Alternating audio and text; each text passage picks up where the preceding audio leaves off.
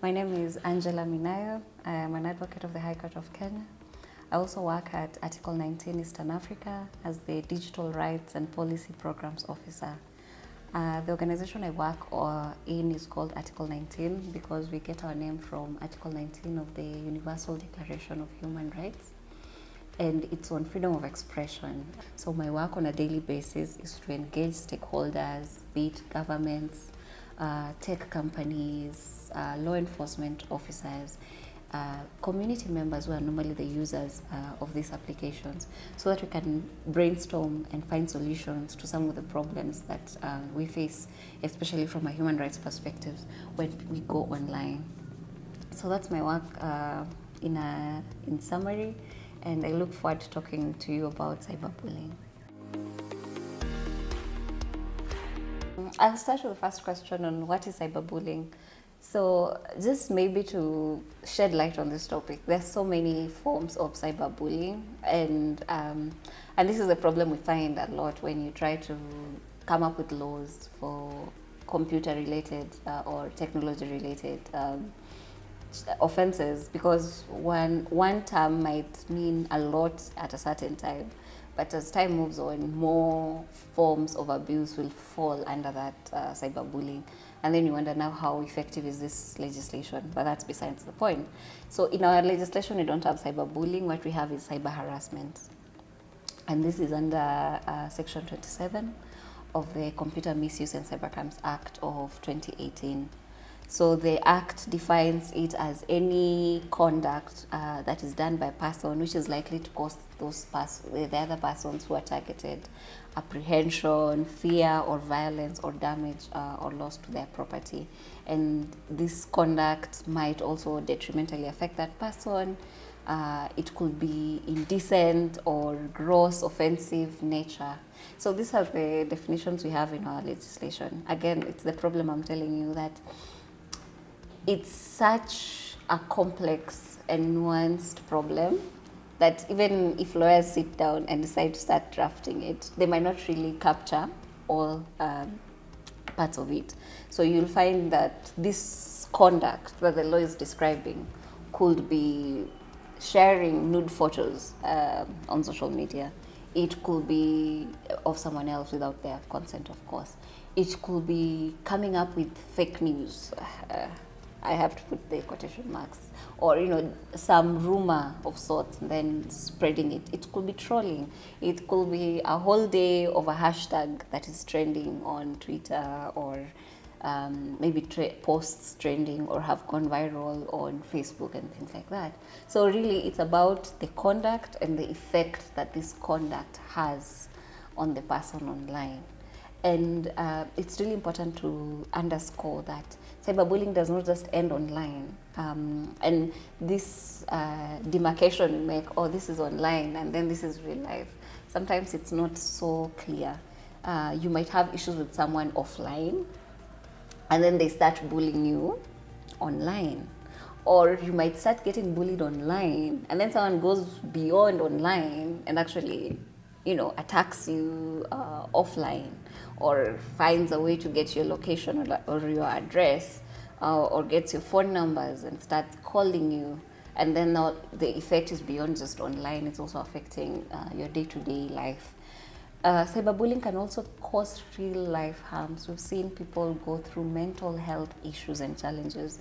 We've seen people have suicide ideation, like people start telling you, you're not good looking enough, you should kill yourself. And this can get into someone's head, and they might actually go ahead and do it. Even without the intervention of the people bullying them on their own, the mental anguish can cause this.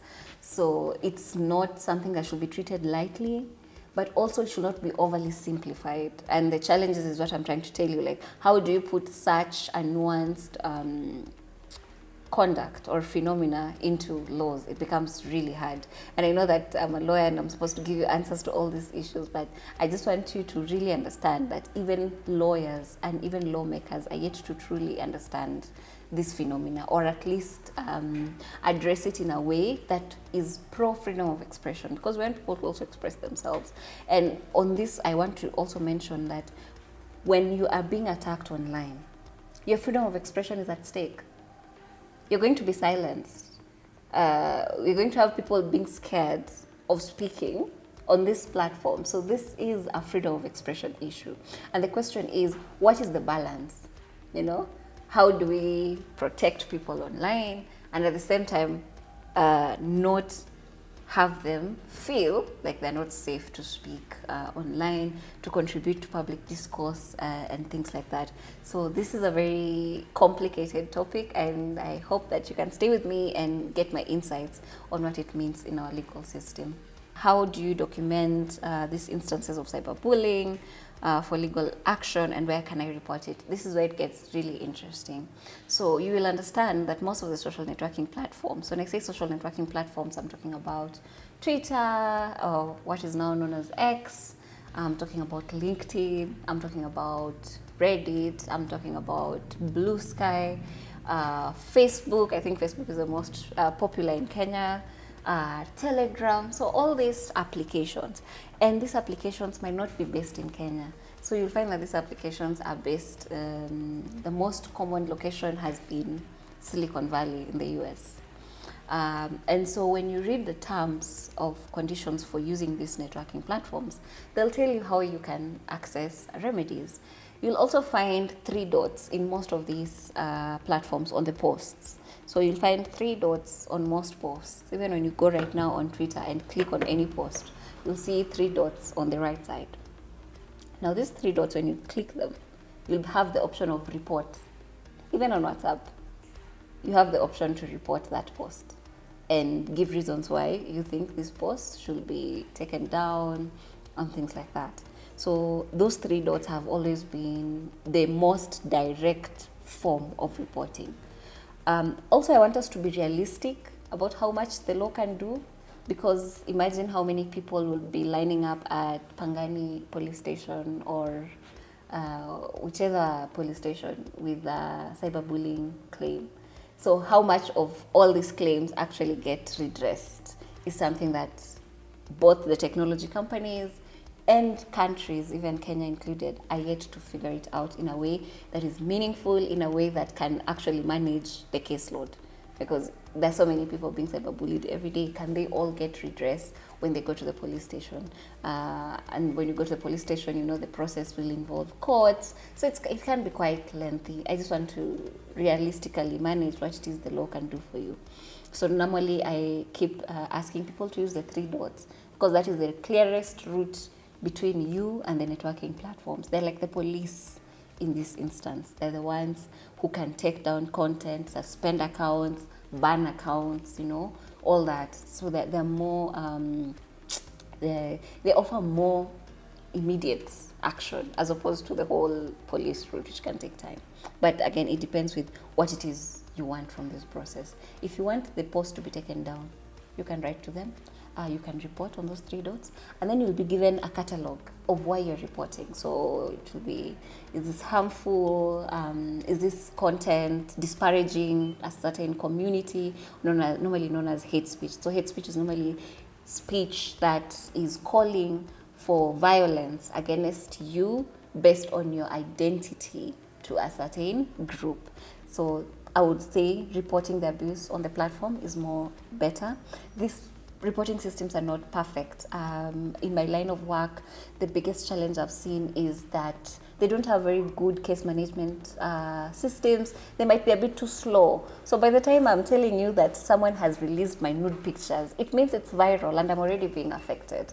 So if you take too long to actually, you know, pull down the content, even if you respond to me 3 months later, I think the harm has been done. And that's the biggest challenge we see with violence online, that sometimes the help comes when it's too late. When it's too late, even if you go to court, sometimes by the time they adjudicate, by the time they even identify or unmask the perpetrator, it's too late. So these reporting systems are not perfect, but I keep saying that if you are a user on these platforms, learn about these remedies that they offer. It's sometimes I find that the ignorance is actually the biggest challenge we have. People don't even know they can report. People don't know the rules they're supposed to operate with on this platform. So you have users who just clicked agree to the terms of use, and then they start posting away. No insight on the rules that they need to engage with on that platform, and they might end up even being suspended or banned. So there's almost a miscommunication between the technology companies themselves, the users, and even the users don't understand the laws of the land. Some people don't know about Section 27 of the Computer Misuse and Cybercrimes Act. So there's almost information problem. So the question is on cyberbullying under Kenyan law and the support systems or resources available for victims of cyberbullying. So again, I'll just relate this to the second question, that I strongly encourage us to use the reporting mechanisms that are already available. We have the Kenyan criminal system that has the Computer Misuse and Cybercrimes Act as having the cyber harassment as a crime, but also we have the civil action route. So sometimes the cyberbullying could amount to defamation. So defamation is when someone is saying things about you that are not true and it harms your character and your reputation. So this is a civil law action. And when I say a civil law action, I mean that you're going to get damages or compensation in the very long run, and there are no criminal penalties. No, if you get damages, they're going to be financial in nature. Just to create a picture to you of what defamation looks like is, for instance, when a news article, let me use that, they write something really wrong about you and you end up getting so much harm off that wrong piece of information that was published. And then you go to court and you say that I want this person to pay me for damages because of the defamatory statements that they made about me. And then, of course, that has to be a case that has to be heard. So there's going to be a plaintiff and there's going to be a respondent. The respondent is the person responding to the complaints that has been made. You will have to have a lawyer, but sometimes that people represent themselves in court and file all the pleadings. So pleadings are normally the plaints, the replying affidavits, just court documents stating the complaint. Then people have to be heard in court again. So you will be heard and then the court makes a decision. Now, the difference between criminal complaints and civil complaints is the threshold or the level of proof needed. In criminal, it has to be beyond reasonable doubt. So all the elements of the crime that you have decided to opt for. So if you go for Section 27, for instance, all those elements have to be met. You must prove that this statement was made, this person made this statement and had the intent to cause you the harm and all that. But in civil, it's on a balance of probability. So if the court feels that on all the evidence that they have received, there is a reasonable probability or a reasonable chance that this person did this and this harm occurred, then they're going to award the damages. So the main difference in criminal and civil action is the level of proof and the remedy you're going to get. In criminal, someone gets fined, penalties, or they end up being imprisoned. In civil, it's either you get awarded damages or you don't get awarded damages. I hope that is clear, and also just have in mind the fact that there are going to be some lawyer fees that might be incurred, especially if that case has not been taken up on a pro bono basis.